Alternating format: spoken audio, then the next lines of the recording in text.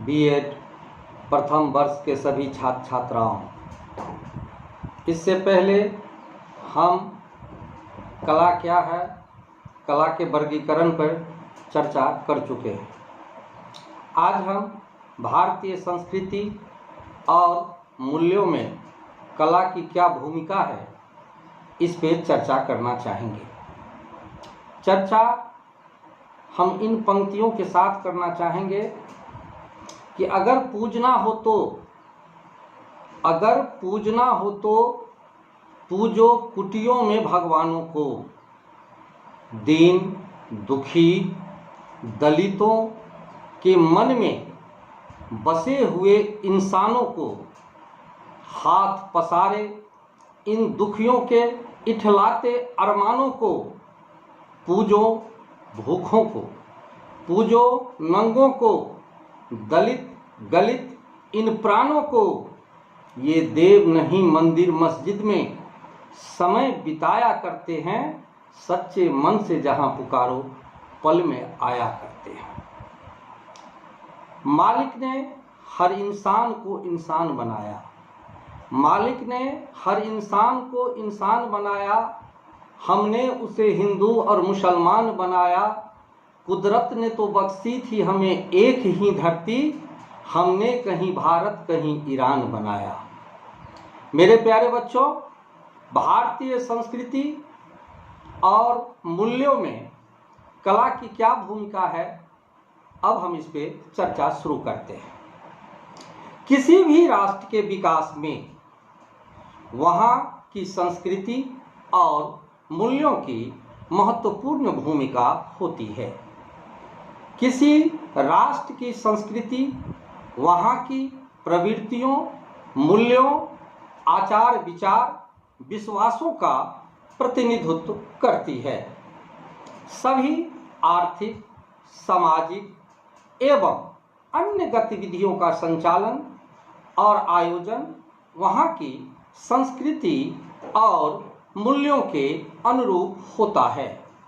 जैसा कि हम और आप सभी जानते हैं कि भारत एक बहुसांस्कृतिक देश है।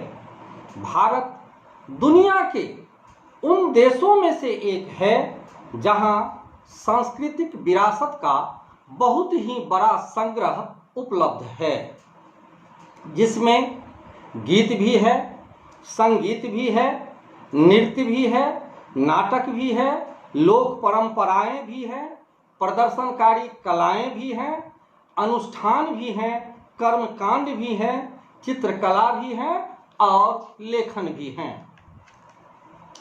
अनेकता में एकता महज शब्द नहीं है। अनेकता में एकता महज शब्द नहीं है, यह भारतीय सांस्कृतिक मूल्यों का एक सशक्त स्तंभ है। चाहे मौर्य काल हो या मुगल काल हो या ब्रिटिश काल हो, भारत अपनी संस्कृति के लिए सब दिन से सुविख्यात रहा है, जिसका आधार कला है। यहाँ के धार्मिक अनुष्ठान हो, त्योहार हो, भोजन कराने की परंपरा हो, शिल्प हो, नृत्य हो, गीत हो, संगीत हो, इन सब में आपको कला देखने को मिल जाएंगे। भारतीयों की जीवन शैली में कला एक बहुमूल्य विरासत के रूप में मौजूद है। कला की कहानी उतनी ही पुरानी है जितनी सभ्यता और संस्कृति की कहानी। भारतीय संस्कृति में और मूल्यों में कला की भूमिका स्पष्ट करने के लिए हम यहाँ कुछ विद्वानों द्वारा दिए गए उदाहरण को प्रस्तुत करना चाहूँगा।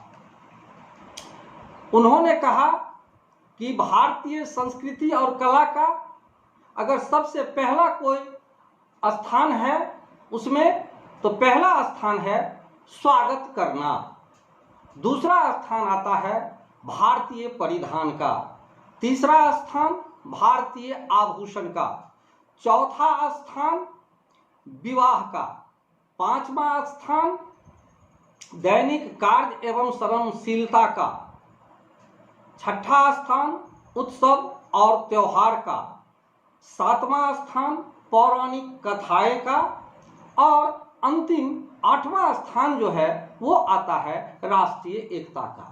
यानी हमारे विद्वानों ने हमें यह बताया है कि अगर हमारे देश में लोग अगर कहीं किसी के यहाँ पहुँचते हैं, किसी के यहाँ अगर जाते हैं, तो उनका स्वागत किस प्रकार किया जाता है? स्वागत हमारे यहाँ मुख्य रूप से फूलों का हार पहनाकर स्वागत करना भारत की प्रसिद्धि का परंपरा है। भारतीय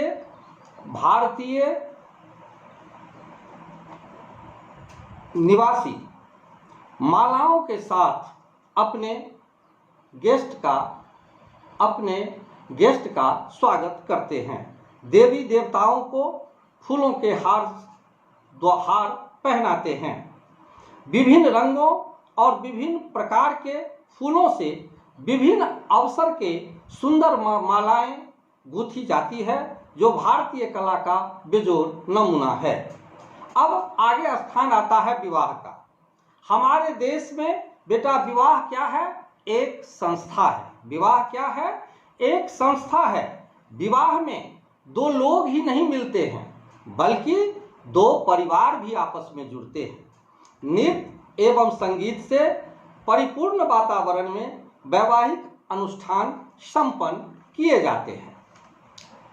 उस अवसर पर हम भूमि हो या दीवार हो, उस पर मंगल प्रतीक चिन्ह बनाए जाते हैं, जिसमें मानव के हृदय की भावना का छाप होता है। विवाह के अवसर पर सौंदर्य बोध एवं श्रृंगार की ललक बढ़ जाती है। विवाह के अवसर पर मेहंदी कला की भूमिका सर्वाधिक महत्वपूर्ण उदाहरण है। विवाह के अवसर पर शहर हो या गांव हो, महिलाएं विभिन्न प्रकार के जेवरों को पहनती है, जिससे